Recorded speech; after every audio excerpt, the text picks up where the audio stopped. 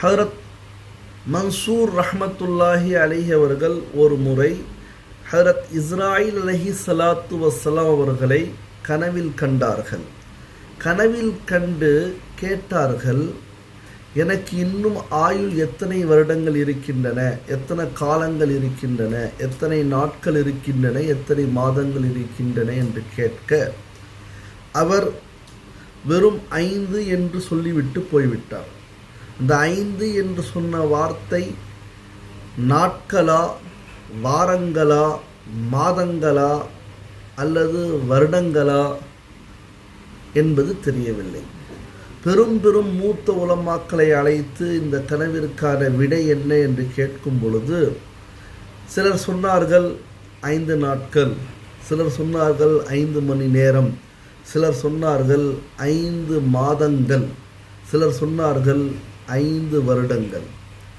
கடைசியில் இந்த மாதிரி பல தரப்பட்ட அபிப்பிராயங்கள் உலமாக்கள் மத்தியில் வந்ததின் காரணமாக அவருக்கு சந்தேகம் ஏற்பட்டு விட்டது. இந்த கனவிற்கு உண்மையான விளக்கம் என்ன என்று பார்க்கும் பொழுது இமாம் அபு ஹனீஃபா ரஹ்மத்துல்லாஹி அலைஹி அவர்கள் அந்த காலத்தில் வாழ்ந்த ஒரு மிகப்பெரிய ஆலிமாக இருக்கிறார்கள். அவர்களை அழைத்து, உஸ்தாத் அவர்களே இதற்கு விளக்கம் என்ன என்று கேட்கும் பொழுது அவர்கள் சொன்னார்கள், 5 என்பது நாட்கள் அல்ல, மாதங்கள் அல்ல, மணி நேரங்கள் அல்ல, நிமிடங்கள் அல்ல, வருடங்கள் அல்ல, வாரங்கள் அல்ல.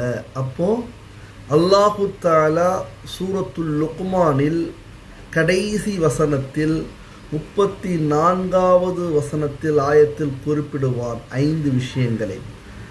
அதுதான் அந்த 5 என்ற அடையாளம். என்ன? இன்னல்லாஹ இந்தஹு இல்முஸ்ஸாஅ, கியாமத்துடைய இல்ம், இறுதி தீர்ப்பு நாளுடைய இல்ம் அல்லாஹ்வுக்கே தெரியும். மறுமையாளை பற்றி அல்லாஹ்வுக்கு தான் தெரியும். 1. 2வது வைனஸ்ஸிலுல் கைத், எங்கே மழை பொழியும், எவ்வளவு மழை பொழியும் என்பதும் அல்லாஹ்வுக்கே தெரியும்.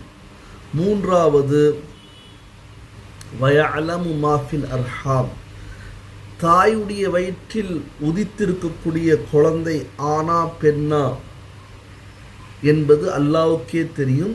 அது சில நாட்கள் கழித்த பிறகுதான் அந்த கருவியின் மூலமாக, இந்த காலத்தில் ஸ்கேனின் மூலமாக தெரிந்து கொள்கிறார்களே தவிர குழந்தை உண்டான பிறகு அல்லாஹ்வுக்கு மட்டுமே தெரியும். அது ஆனா பெண்ணா அல்லது ஊனமுற்றதாக பிறக்குமா, நலமாக பிறக்குமா, அல்லாஹ்வுக்கு மட்டுமே தெரியும்.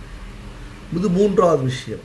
4வது விஷயம் வயஅலமு இன்னல்லாஹ இந்தஹு இல்முஸ்ஸாஅ வயனஸ்ஸிலுல் கைஸ் வயஅலமு மா ஃபில் அர்ஹாம் வமா தத்ரி நஃப்ஸும் மாதா தக்ஸிபு கதா. நாளைக்கு என்ன நடக்க போகிறது யாருக்குமே தெரியாது.